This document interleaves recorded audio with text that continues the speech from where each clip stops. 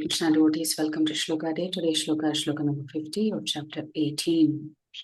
Siddhim prapto yatha brahma Siddhim prapto yatha brahma tathapnoti nibodhame tathapnoti nibodhame samasenaiva kaunteya samasenaiva kaunteya jnanasya ya para.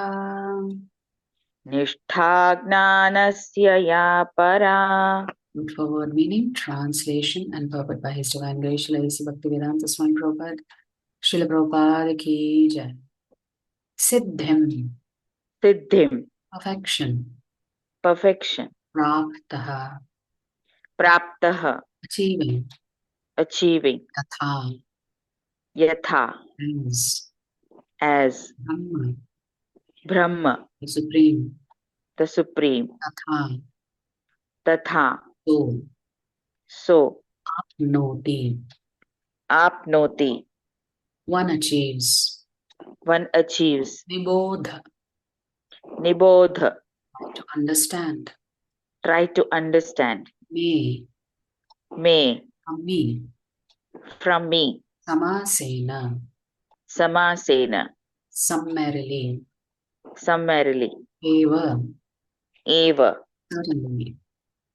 certainly. Kaunteya, Son of Kunti. O son of Kunti. Nishtha, the stage. Jnanasya, of knowledge. Na, ya, which. Para, transcendental. Translation. O son of Kunti, learn from me how one who has achieved this perfection can attain to the supreme perfectional stage. Brahman, the stage of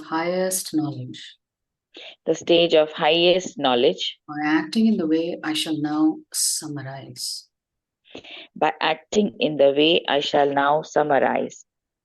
Okay. So Prabhupada has written a very short purport to this. The Lord describes for Arjuna how one can achieve the highest perfectional stage simply by being engaged in his occupational duty, performing that duty for the Supreme Personality of Godhead. One attains the supreme stage of Brahman simply by renouncing the result of his work for the satisfaction of the Supreme Lord. That is the process of self-realization. The actual perfection of knowledge is in attaining pure Krishna consciousness that is described in the verses. From another parampara, it is one matter to read theoretical knowledge, but it is a different matter to realize it practically. It is said that good ideas are a dime a dozen, but they are not worth a plug nickel if you can't act on them. Which means there are many, many good ideas that one can implement, but until it is actually implemented, it doesn't make any difference.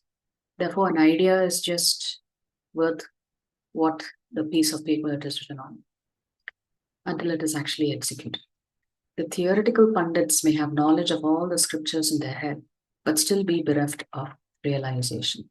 So similarly, if you only do Shravanam and you don't do Kirtanam, you will not see any transformation of your heart.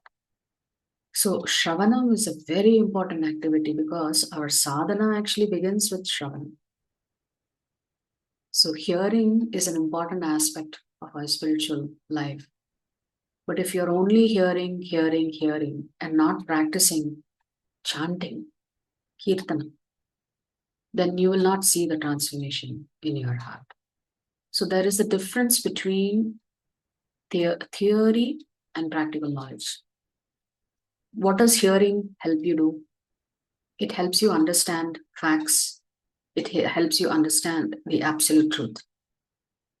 But actually, chanting and doing service, these two things, chanting the holy names of the Lord and doing service to Guru, Vaishnavas, and to Krishna, these are the two things that actually helps you with realization. So your theory becomes practice there.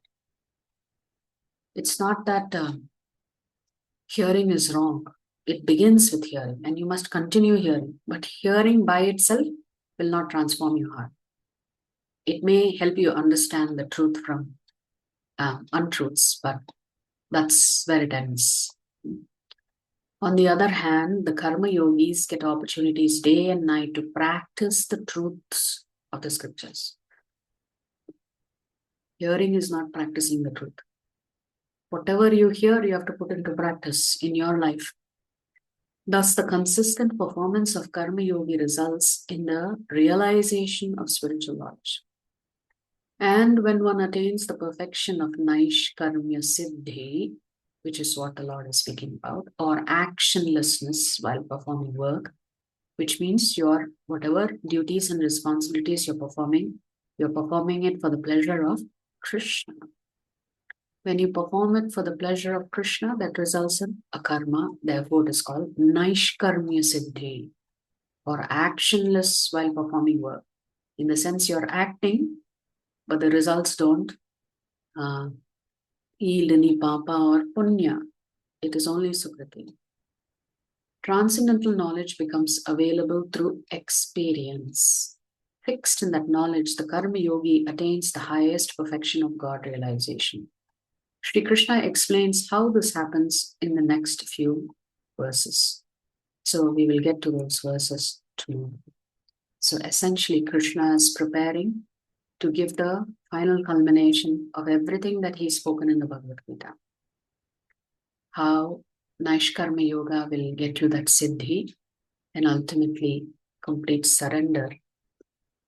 Helps you attain Krishna because Krishna himself pulls you up towards him. You don't have to do anything more beyond that, other than complete surrender. If you like our videos, please subscribe to our channel and turn on the bell notification. If you'd like to join our classes every day, please check the details in the description section of this video. We look forward to serving you.